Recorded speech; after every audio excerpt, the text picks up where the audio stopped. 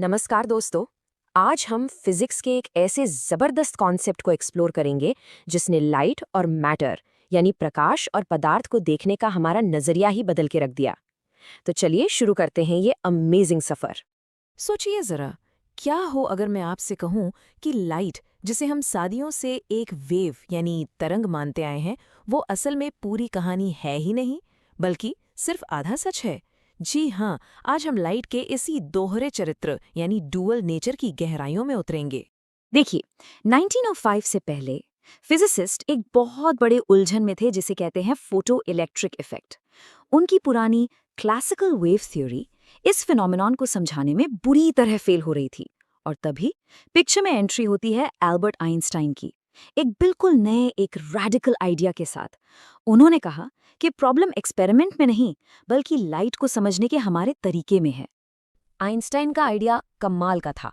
उन्होंने कहा कि लाइट की एनर्जी एक कंटिन्यूअस बहती हुई नदी जैसी नहीं है, बल्कि ये एनर्जी के छोटे छोटे अलग अलग पैकेट्स में आती है, जैसे बारिश की बूंदें। इन्हीं एनर्जी पैकेट्स को उन्होंने क्वांटा का नाम दिया। और हर एक क्वांटम, हर एक पैकेट की एनर्जी का सिंपल सा फॉर्मूला है E=h²। यहाँ h है प्लैंक्स कांस्टेंट और न्यू है लाइट की फ्रीक्वेंसी। मतलब जितनी ज्यादा फ्रीक्वेंसी, उतना ही पावरफुल एनर्जी पैकेट। और इसी माइंड ब्लोइंग आइडिया से जन्म हुआ हमारी आज की कहानी के हीरो का आइंस्टाइन्स फोटो इलेक्ट्रिक इक्वेशन। देखने में ये कितनी सिंपल लगती है ना, लेकिन दोस्तों ये इक्वेशन वो मस्ट की है जिसने फोटो इलेक्ट्रिक इफेक्ट के सारे बंद दरवाजे एक झटके में खोल दिए। चलिए इस इक्वेशन को एक सिंपल सी एनालॉजी से समझते हैं। इमेजिन कीजिए कि मेटल के अंदर का इलेक्ट्रॉन एक घर में कैद है और उसे बाहर निकलने के लिए एक एंट्री फी या टोल टैक्स देना पड़ता है। इस मिनिमम एनर्जी, इस फी को हम कहते हैं वर्क फंक्शन यानी फाई नॉट। अब बाहर से एक लाइट का एनर्जी पैकेट यानी फोटॉन आता है जिसकी टोटल एनर्जी है h²। ये फोटॉन अपनी सारी एनर्जी उस इलेक्ट्रॉन को दे देता है। इलेक्ट्रॉन सबसे पहले इस एनर्जी से अपनी फी यानी वर्क फंक्शन चुकाता है और उसके बाद जो भी एनर्जी बच जाती है वो उसकी दौड़ने की एनर्जी यानी उसकी मैक्सिमम काइनेटिक एनर्जी के मैक्स बन जाती है। सिंपल है ना? और यही इक्वेशन फ्रीक्वेंसी और इंटेंसिटी के अलग अलग रोल को बिल्कुल साफ कर देती है। ध्यान से सुनिएगा, ये नीट जैसे एग्जाम्स का फेवरेट कॉन्सेप्ट है। जब आप लाइट की फ्रीक्वेंसी न्यू बढ़ाते हैं तो आप हर एक फोटॉन की एनर्जी h² बढ़ा रहे हैं। मतलब आप हर पैकेट को और पावरफुल बना रहे हैं। पावरफुल फोटॉन जब फी देगा तो ज़्यादा एनर्जी बचेगी, इसीलिए इलेक्ट्रॉन की k मैक्स बढ़ जाती है। लेकिन जब आप इंटेंसिटी बढ़ाते हैं तो आप हर पैकेट की एनर्जी नहीं, बल्कि पैकेट्स की संख्या बढ़ा रहे हैं। एक सेकेंड में ज़्यादा फोटॉन्स गिर रहे हैं, इससे ज़्यादा इलेक्ट्रॉन्स बाहर निकलेंगे यानी फोटो करंट बढ़ेगा। लेकिन उनकी मैक्सिमम स्पीड पर, उनकी के मैक्स पर कोई असर नहीं पड़ेगा। तो अब एक लॉजिकल सवाल उठता है, अगर आने वाले फोटॉन की एनर्जी एंट्री फी से ही कम हो तो, अगर h² φ0 से छोटा हो तो क्या इलेक्ट्रॉन बाहर निकल पाएगा? बिल्कुल नहीं। चाहे आप ऐसे लाखों कमजोर फोटॉन्स भेज दें, एक भी इलेक्ट्रॉन बाहर नहीं आएगा। इसीलिए एक मिनिमम फ्रीक्वेंसी होनी ही चाहिए। उसी मिनिमम फ्रीक्वेंसी को हम कहते हैं थ्रेशोल्ड फ्रीक्वेंसी यानी ν0। और इसका फॉर्मूला सीधा सा है, ν0 = φ0/h। आइंस्टाइन का पार्टिकल मॉडल ये भी एक्सप्लेन करता है कि ये प्रोसेस इतना फास्ट, इतना इंस्टेंटेनियस क्यों होता है। क्योंकि ये एक सिंपल 1-to-1 कोलिजन है। ये वेव जैसा नहीं है कि एनर्जी धीरे धीरे जमा होगी, नहीं।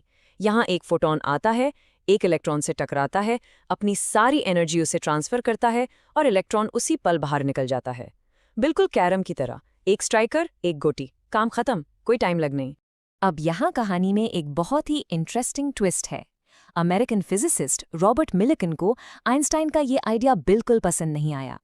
उन्होंने अगले 10 साल 1906 से 1916 तक लगातार एक्सपेरिमेंट्स किए ताकि वो आइंस्टाइन की थ्योरी को गलत साबित कर सकें।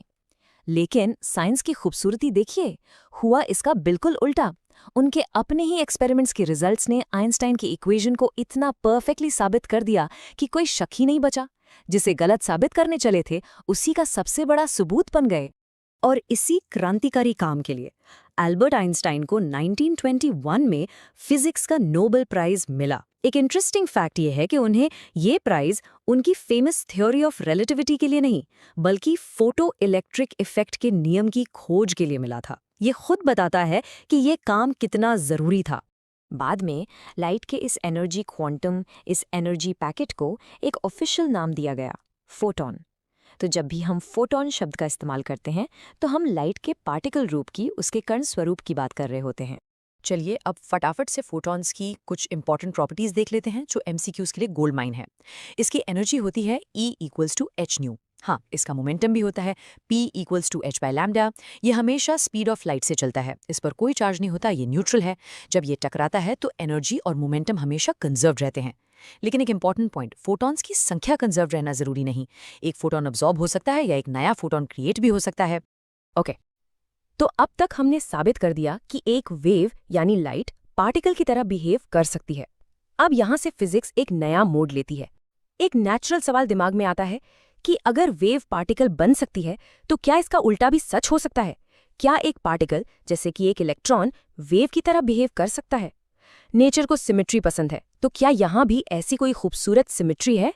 इस सवाल का जवाब देने के लिए 1924 में स्टेज पर आए French physicist Louis day Broglie एक बहुत ही हिम्मत भरे बोल्ड हाइपोथेसिस के साथ।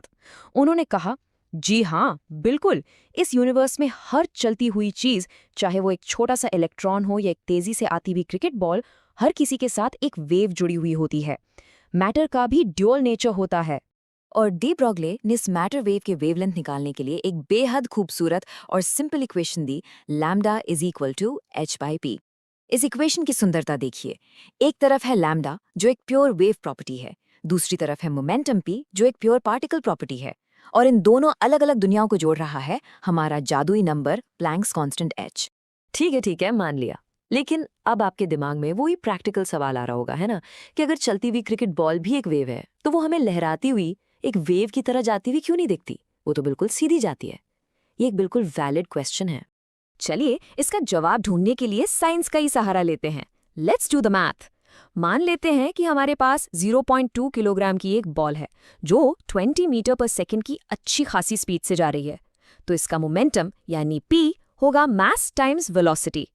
अब डी ब्रोगली की इक्वेशन यूज करके इसकी वेवलेंथ निकालते हैं और रिजल्ट देखिए, 2.76 गुना 10⁻34 मीटर। दोस्तों, आप इस नंबर की छोटाई का अंदाजा भी नहीं लगा सकते। ये इतना ज्यादा छोटा है कि अगर एक एटम का न्यूक्लियस एक फुटबॉल फील्ड जितना हो तो भी ये वेवलेंथ उसके सामने एक धूल के कण से भी छोटी होगी। तो जवाब मिल गया। क्रिकेट बॉल में वेव नेचर होता है, थियोरी के हिसाब से बिल्कुल होता है, लेकिन उसकी वेवलेंथ इतनी छोटी है कि उसे किसी भी इंस्ट्रूमेंट से मापना या डिटेक्ट करना नामुमकिन है। इसीलिए हमें रोजमर्रा की जिंदगी में बड़ी चीजों का वेव नेचर नहीं दिखता। ये वेव कैरेक्टर सिर्फ क्वांटम वर्ल्ड में सब एटॉमिक पार्टिकल्स जैसे इलेक्ट्रॉन्स के लिए ही सिग्निफिकेंट होता है और मापा जा सकता है। तो चलिए इस पूरी चर्चा को इस एक रिवीजन टेबल में समेट लेते हैं। ये आपके लिए आखिरी रिवीजन टूल है। यहाँ सारे ज़रूरी फॉर्मूलाज और उनके पीछे का मेन आइडिया एक ही जगह पर है। फोटॉन की energy, photoelectric equation, threshold frequency, photon का मोमेंटम और डी ब्रॉगली वेवलेंथ। मैं सजेस्ट करूंगी कि आप यहाँ पॉज करके इसका एक स्क्रीनशॉट ज़रूर ले लें। यह आपके नोट्स के लिए परफेक्ट रहेगा। और अब जाते जाते एक आखिरी सवाल मैं आपके लिए छोड़ जाता हूँ। एक ऐसा गहरा सवाल जो क्वांटम मैकेनिक्स के दिल में बसा है। अगर हर चीज़, लाइट भी, मैटर भी, एक ही समय पर पार्टिकल भी है और वेव भी, तो क्या हमारा उसे देखने का तरीका, हमारा एक्सपेरिमेंट ये फैसला करता है कि वो हमें अपने किस रूप में दिखेगी? इस सवाल के बारे में सोचिएगा ज़रूर।